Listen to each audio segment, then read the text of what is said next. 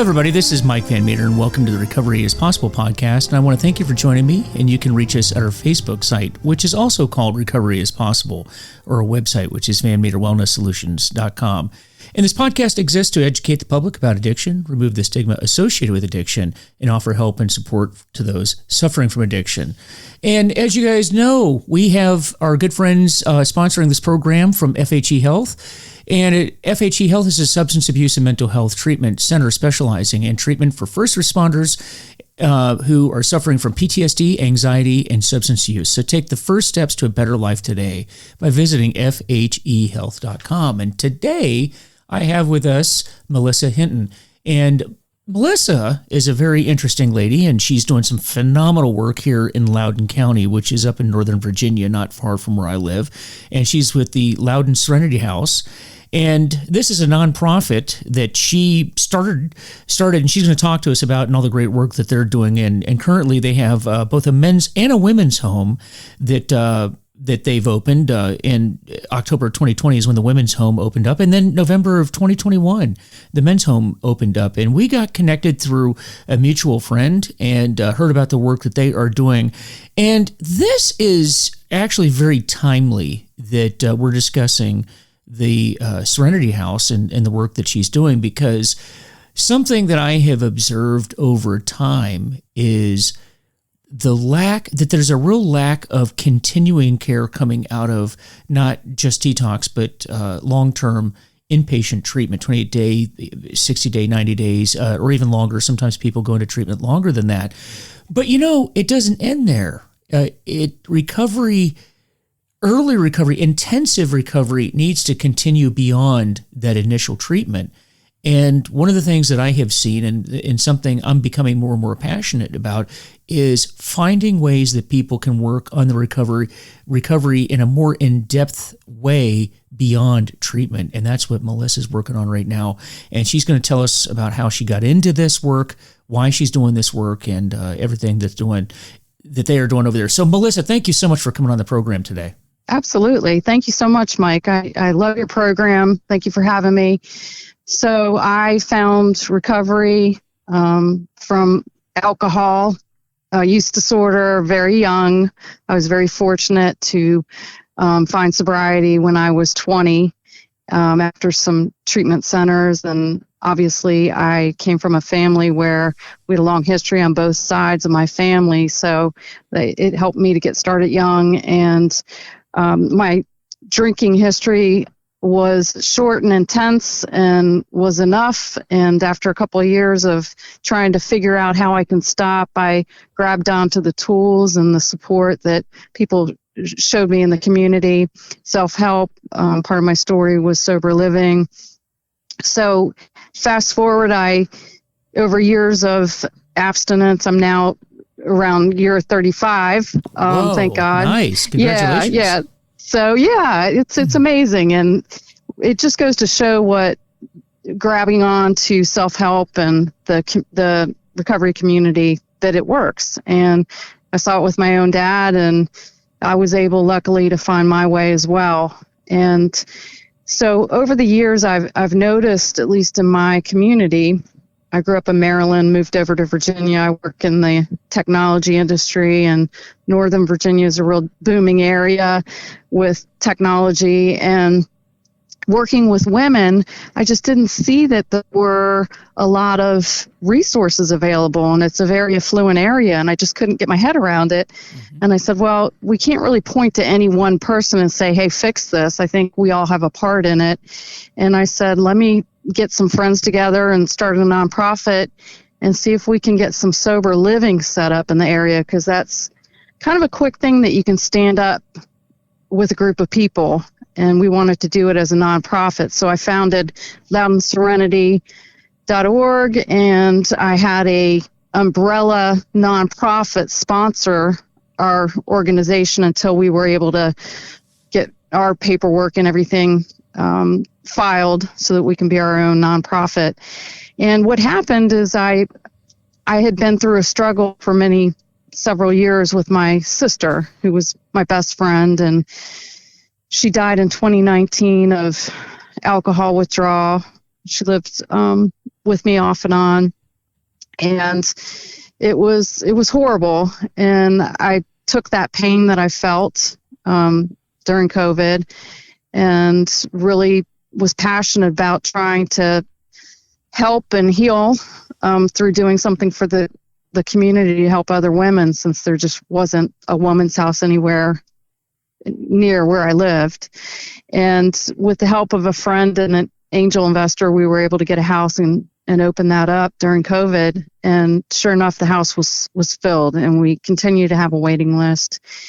And I was also getting a lot of calls from people wanting a men's house and inquiring about a men's house. So within a year, we did the same thing. We opened a men's house. And the beauty of this is that we're all volunteer. We're all people in recovery, and many of us have become certified recovery specialists through the state of Virginia.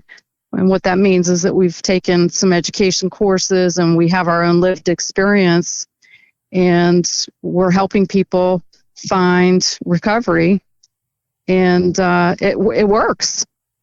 So I think that that's kind of our vision for where we're going in the future, is creating more services that are recovery community organization driven, that help people access services and support. And in that includes 12-step programs, and people need different things, but trying to find out the best way to help save lives and help get people connected. With sobriety or sober houses, recovery houses we call them, we have a lady that is the on-site live-in house manager, kind of a coach, and that person has 1 to 2 years of sobriety and works a job during the day, but helps to oversee some of the evening activities such as breathalyzing and random drug screens. And the ladies like it, the men like it. It provides accountability and helps them kind of work towards getting through that first year. So that's what we started, and we have a 5-year plan to expand some of the services, and we've actually hired a few paid people, and it's really taken off. And it's all, the success of it is based on community and other nonprofits working with us hand in hand to provide a whole view of what the person needs. So just very grateful. We've been operating on donations, and the residents pay a weekly rent, and everybody works and goes to their self-help meetings, therapy, and we've had many people successfully complete our program. They can stay up to a year and a half, and then they come back and they actually participate in helping the residents as well. So it's a great model, and we've mirrored out after some other PRS, Recovery Community Services organizations, that we've seen have been very successful. So we're just grateful to have this new resource available to anybody. And like I said, we're full, so it just shows the need. But the statistics do show that people who participate in living in sober living, recovery community houses, if they can stay up to a year, it really bumps up the statistics of them achieving long-term sobriety, long-term meaning 5 or more years. Yeah, that is definitely, the statistics definitely show that clearly. The longer you're involved in a program like this, you exponentially increase your chances of long-term sobriety. Yep. Yes.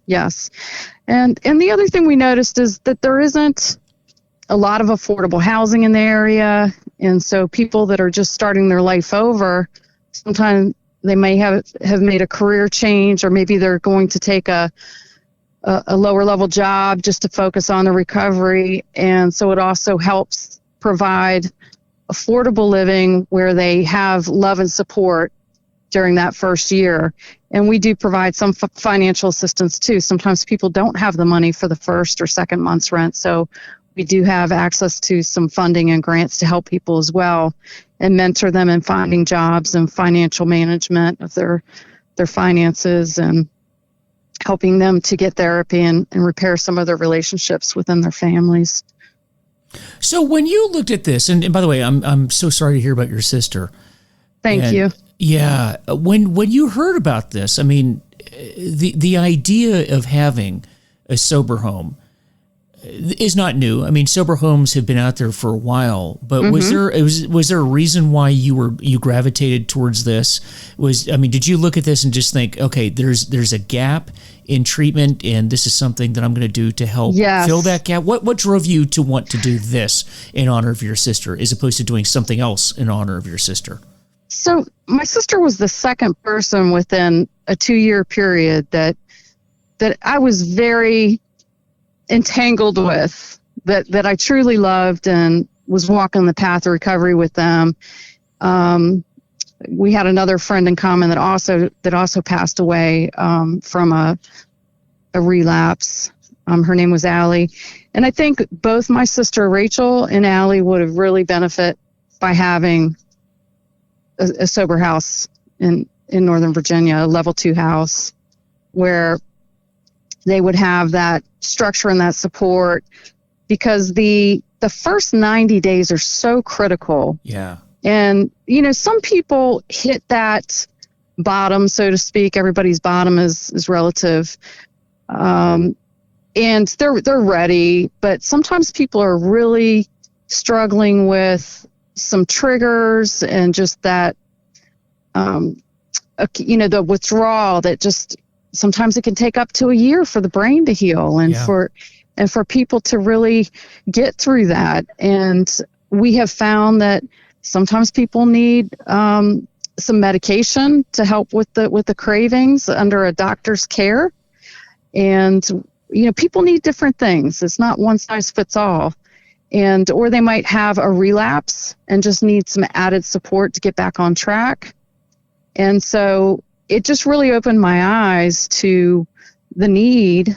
And you can have people continue to go through treatment programs, as my sister did. And she was fortunate to have access to some really nice programs. But when they get out, it's that first year of having to walk through life and have that support, when maybe the person you're married to, the marriage isn't so great, and they're separated, and then you have somebody who's very early in recovery that is also going through a divorce, which is very painful. Mm-hmm.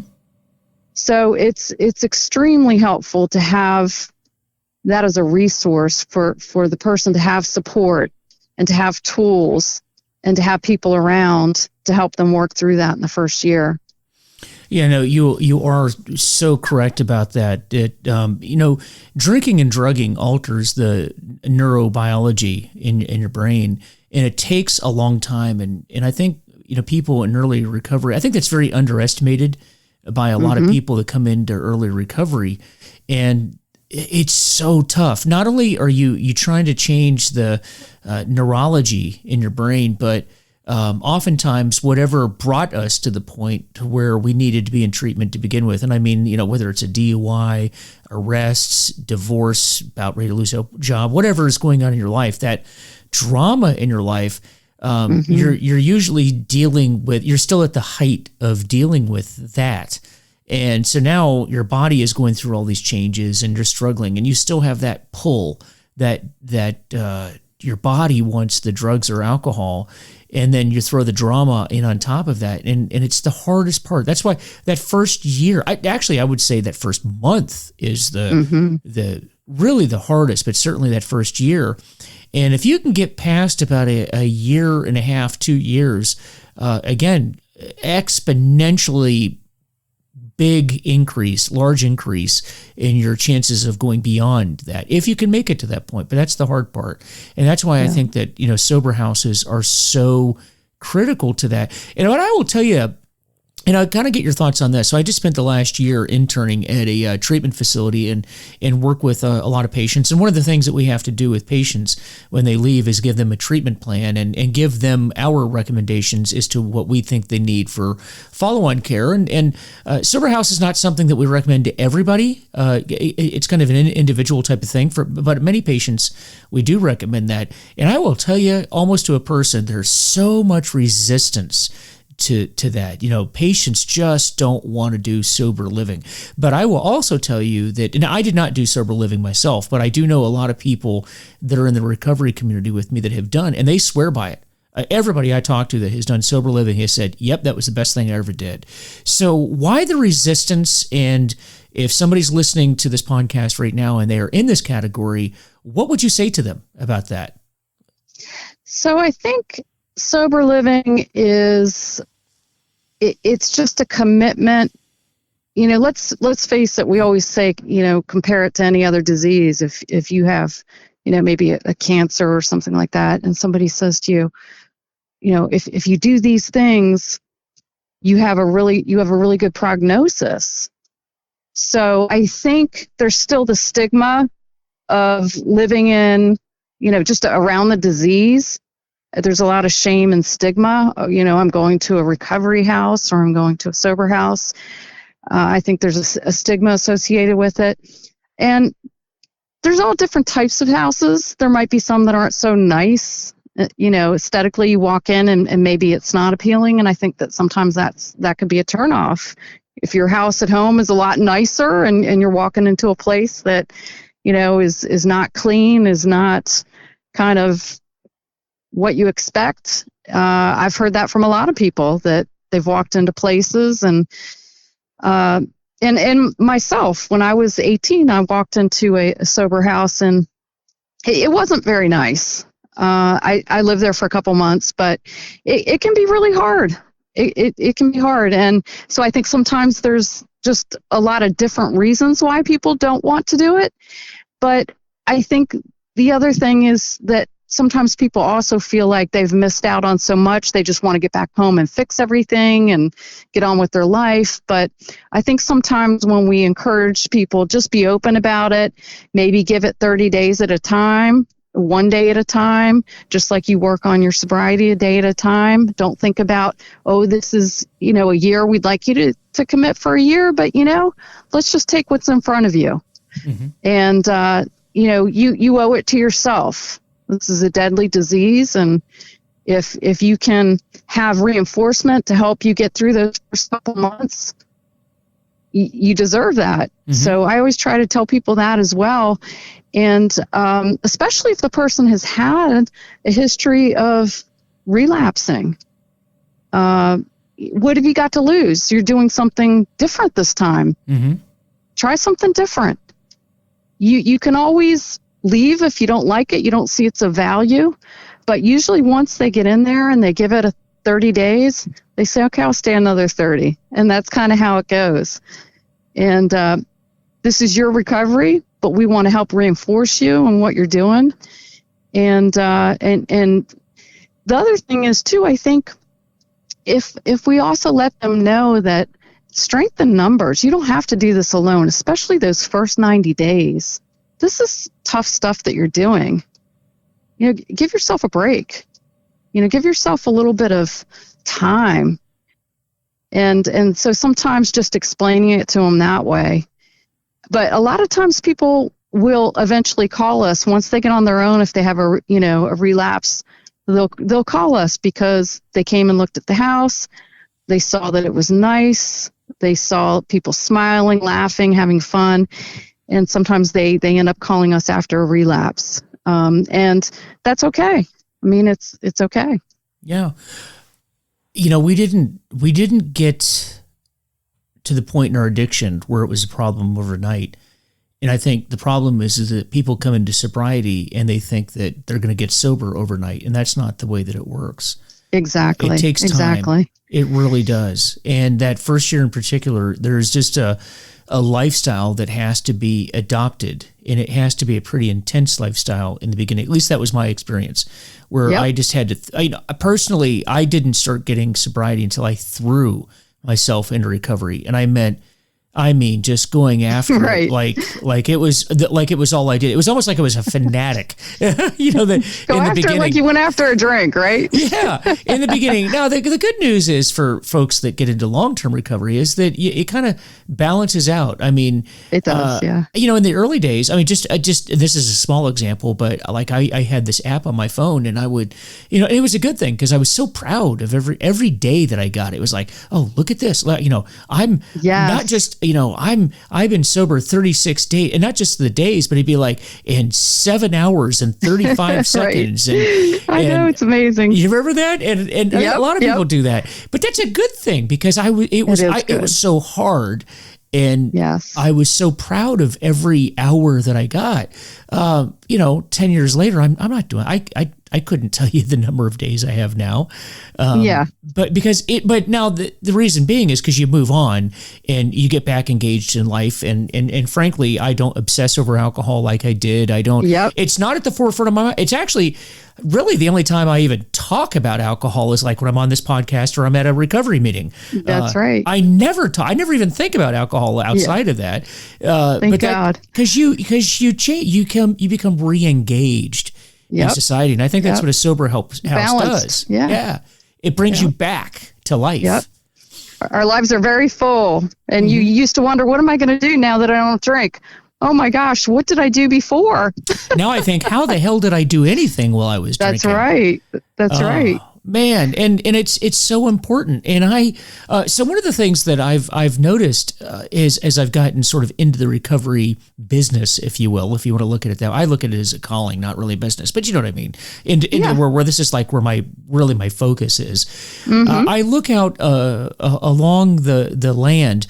And interestingly, before we got on this podcast, I was looking at some research and some YouTube videos of addiction doctors talking about how one of the problems that we have is that people go to treatment and they go and we have graduation ceremonies and treatment centers, and their problem with that is that it gives this illusion, it gives sort of the feeling that you graduate from a treatment facility and you're done. And you're done, and you're not done. That's just the beginning. But just beginning, yep. But it seems weird. But this has really resonated with me because I've thought, there's something to that. Why do we have graduation ceremonies? Why are we not pushing more people to pursue things like sober houses? And then along that line, I think it's a real problem that we don't have more of these types of things. Is that kind of how you're feeling too?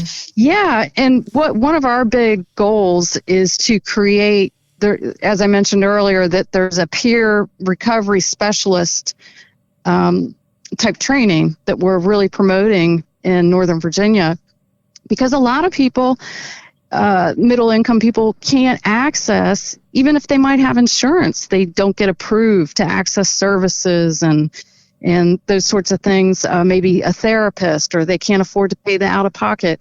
So a PRS is somebody, like I said, that has lived experience that can offer a lot of help and support and mentoring.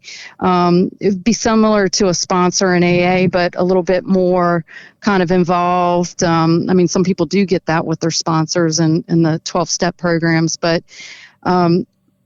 definitely a person that can just walk through things and kind of serve somewhat as a coach, mentor, and it seems to really, really help a lot. And so that's one of our strategies that we're working on, because we could even open treatment centers and more houses, but the problem is you really have to build that pool of resources of people that want to support that, whatever that resource is. Mm-hmm. And we found that out when we opened the first house, is trying to hire a person to live at the house. There wasn't people in our area. We couldn't find people that had the skill set or that, were interested. So we're really trying to cultivate that. And we're doing it through volunteerism at the house. And we're doing it through providing reimbursement of funding to people that want to get their PRS and volunteer at the house. And it's really seemed to work well. I mean, just since we opened, we've had a handful of people that have taken the coursework and are committed volunteers at our house. We do a Monday night dinner at both the houses, and we encourage our volunteers to maybe make a dinner and come have this family style dinner with our residents. And they start to get involved, and each peer recovery specialist is assigned a resident, and they meet with that person at least once a week and work with them on their goals, and talk about what their goals are and help them through any struggles they're having. It could be court, it could be job, it could be custody, just all those things that people are faced with in early recovery. And whatever they need help and support to walk through those things. And so we've actually been very successful the past year in getting people interested in this certification and really coming to the house and getting involved. And it really also reinforces their own recovery. They really feel, fired up and passionate about making a difference and helping people and remembering where they were at years ago in their own recovery. I remember as a kid being in a sober house, and I was the only kid in the house. I was 18 years old, and people from the community that came over and gave me a ride up to my aftercare program, or took me out to meetings, or took me to get dinner. I mean, that makes all the difference in the world. It makes you feel like you're loved, and that you've got support, and there's fun things to do. Learning to have fun and learning to engage. It's very hard for people to pick up the phone and start doing those things, but if they have somebody that is there to walk the walk with them, it does help quite a bit. Oh my gosh, I'm just sitting here thinking of so many different ideas of things that we can do. You have no idea what's going on in my little mind right now of little different things that we can do to help the community.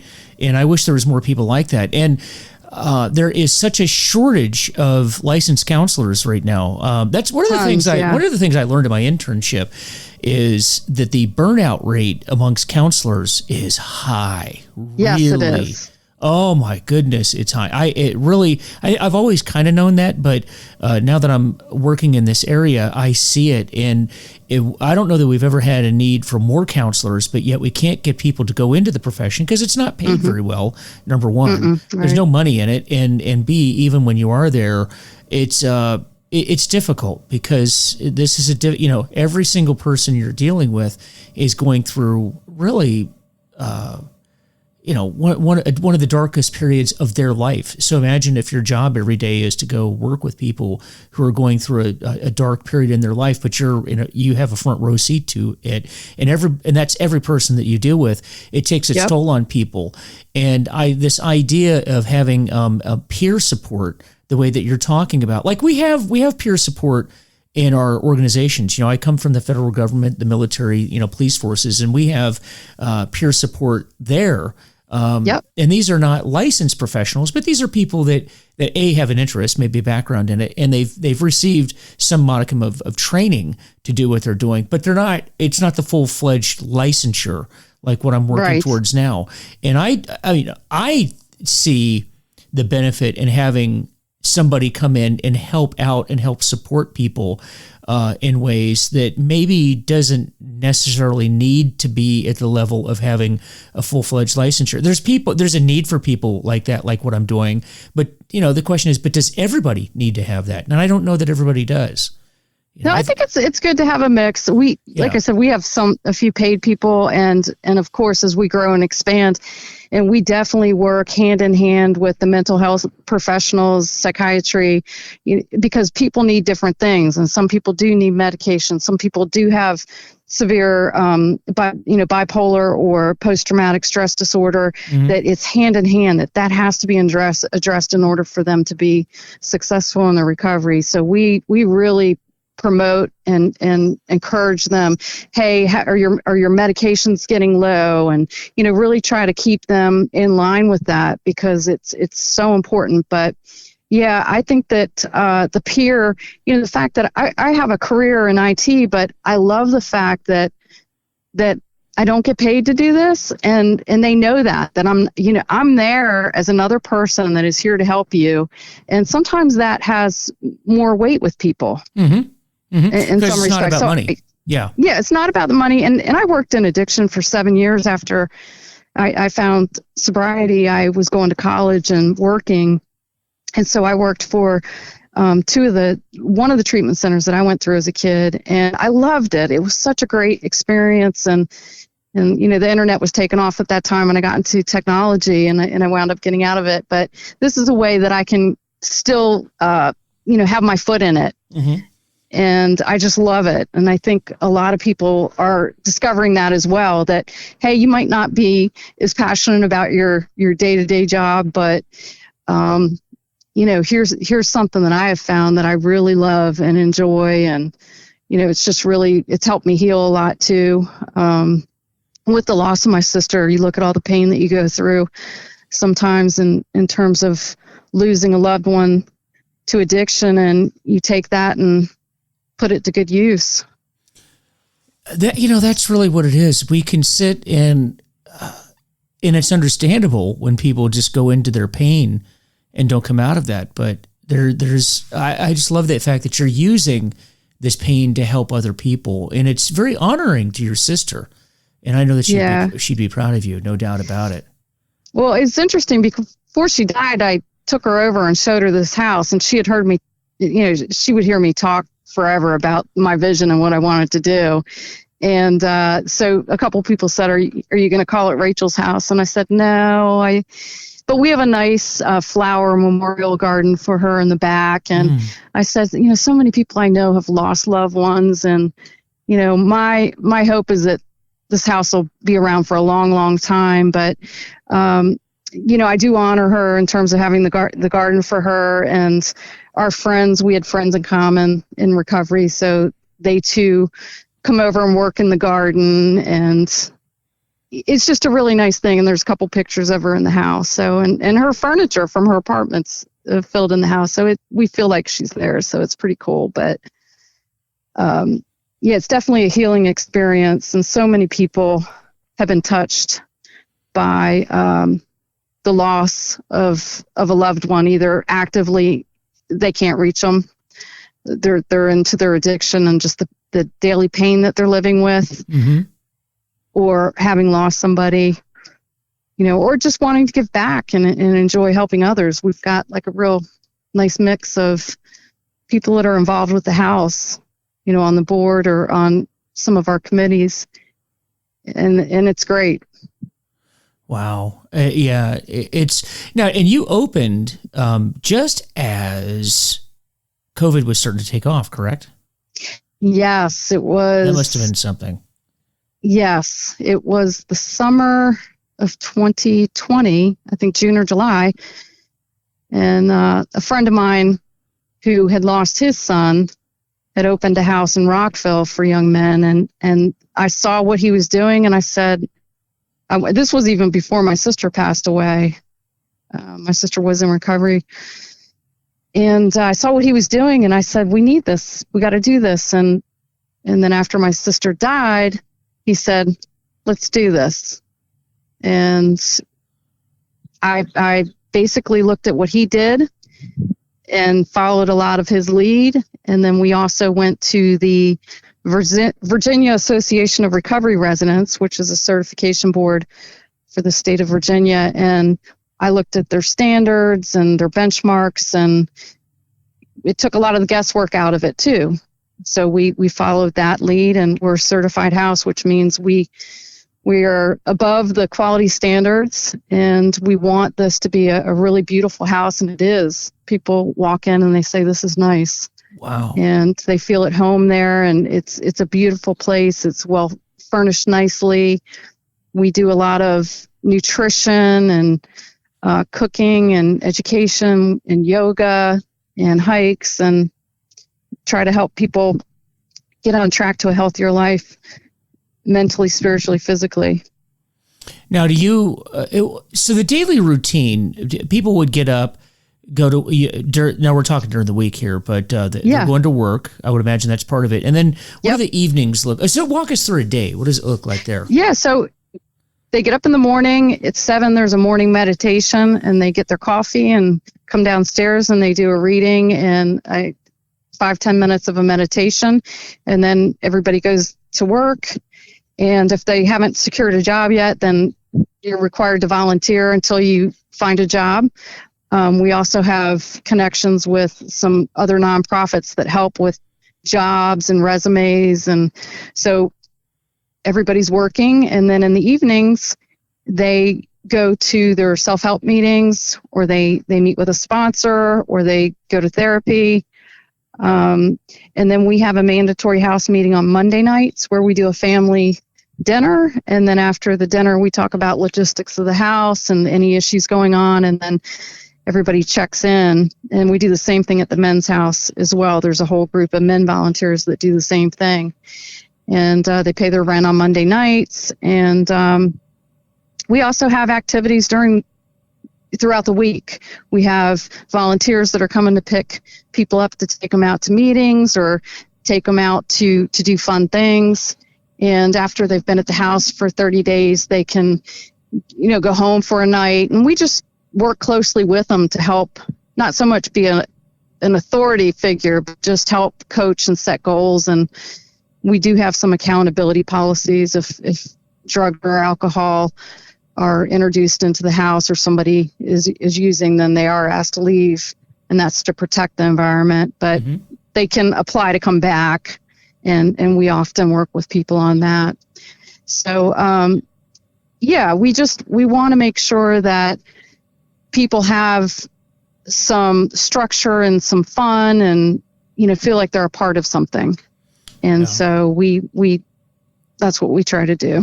Because addiction is isolation and recovery is community. And this is a great way to get people introduced back into that sense of community. Yes, it is. It is. And belonging and purpose and direction, all of that. Yes, and all of our volunteers and our residents, we do a lot of training at the house. We do mental health first aid training. We do the Narcan training, CPR. And then, of course, are encouraging people after they get through a year of recovery to consider doing the peer recovery training as well. And we promote that and provide funding if they want to do that as well. Well, that's fantastic. Now, do you do fundraisers or, obviously these people pay rent, but what kinds of things are you doing to raise money to keep this going? Yeah. So we have most of our expenses are covered through the residents paying their rent, and we have mostly volunteers. We have a couple paid positions with the house, but we do have some additional expenses. We have a lot of supplies that we buy for the house that are community use. We have, of course, a lot of insurance that we have for our organization. We have, several expenses that come up throughout the year that are not covered. We have a bit of a shortfall. So we do a couple fundraisers throughout the year to raise that money. And one of them is a Run for Recovery that we just did, our second annual run in May. And it's very, very family focused. It's a fun event. So we were able to raise $20,000. First year was 15 and this year was 20,000, which is a great help. And we also do a brunch October 1st, which is our anniversary brunch. And that is held at a very nice country club, and we keep the ticket price low, and we encourage people in the community to come for the brunch. We do a silent auction, and it's just a lot of fun, a great celebration. So those are our two big fundraisers. And then we have some private donors that make monthly donations to help with some of the operating costs. And we have a few different grant makers that have made some grants to the house that we've applied for. So that has helped. And we're looking to expand and open more houses since there's a waiting list. And along with that, hire additional staff to be able to grow and partner with some of the universities, particularly George Mason, to try to cultivate people doing internships and working in the field. Yeah, and they have George Mason, speaking of them, they have an addiction program as well, people working towards a degree in there. So that getting students from that, and if you're listening to this and you're a student up at George Mason, this might be a good project for you to get involved in. Yes, it would be wonderful. We love working with students and people that are interested in learning more about sober living and working with people in recovery. Oh, man. Well, let's see. No, you do have Instagram, an Instagram account, and that's also Loudon Serenity. Facebook, you're out on Facebook. Yes. Loudon Serenity as well, and then loudonserenity.org. That's correct. Is that all your social media, or is there any others that's that you like to put out there? That's it. Facebook and Instagram, and then loudonserenity.org, and you can learn more about our organization. Our application for residency is out there. If you want to get involved in the house, we love to have people involved. So many people from the community have been a part of just every little step of the way in terms of setting up the house. As soon as we acquired the house, just people came out of the woodwork, and that's how these houses are successful, when the community's involved and people want to be a part of something big. So they do.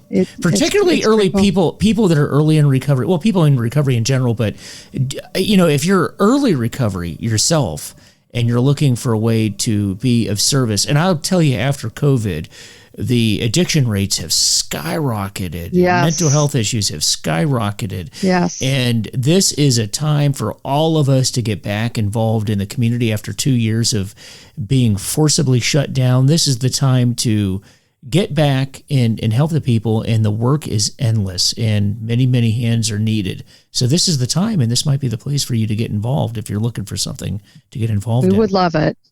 Mm-hmm. We would love it. Man, that is... Well, any final words? No, but thank you, Mike, for everything you're doing, and I'm so glad that you've got this podcast. I listen to podcasts all the time, and your podcast is just amazing. It's a great way to just kind of keep an eye on what's happening in the community, especially recovery, and knowing what's out there. So thank you so much for interviewing me, and I'm just excited to see how we continue to grow, and love to keep connected on everything with you. Absolutely. And thank you so much for coming on the program. This is, you don't realize it, but you just put a bug in my brain to pursue a few areas, because I think that you're onto something big here with the recovery house, and the whole concept of that. And I think that there's a lot of work that can be done. And thank you for all the work that you're doing. And I know your sister's proud of you. I just know she is. Yep, she's all over the house. We all laugh great. About it. Yeah. Yes, it's wonderful. It really is. Well, guys, get out there, check out the Loudon Serenity House, and check them out. Facebook, Instagram, and then loudonserenity.org on the website, and contribute if you can. If you're able to do so, please do that. Volunteer your time. Get out, check them out, and I'm looking forward to getting out there and seeing you as well. So thank you so much for coming on. We look forward to having you, Mike. Thank you. Thank you very much. Talk soon. And so, guys, as always, I'd like to say I don't represent any group out here. I don't represent anyone other than myself. But the purpose of what we're doing here is to share the information with you. And if we share with you what we've learned, maybe it will help you. But it helps us as well as we're sharing that with you. And if I've said anything that doesn't apply to you or you don't agree with, then just discard it. But try to take anything that you can use for yourself, because that's what we do in recovery. We try to help others while we're helping ourselves. And with that, visit our Facebook page, which is Recovery is Possible, and our website, which is VanMeterWellnessSolutions.com. And please don't forget our great sponsor, FHE Health, because this episode is sponsored by them. They help make this whole program possible. And according to SAMHSA, first responders are 30% more likely to develop behavioral health conditions like PTSD. And FHE Health has a special program called Shatterproof that helps first responders get better and cleared for duty. So check out their website at fhehealth.com. And guys, with that, please reach out. Let me know your thoughts on the program. If there's any topic that you'd like to cover, we'd love to cover that, because that's what we're here for, to help you guys out, help you find the path to recovery, and live that good life that I know that you're looking for and you can have in recovery. Take care.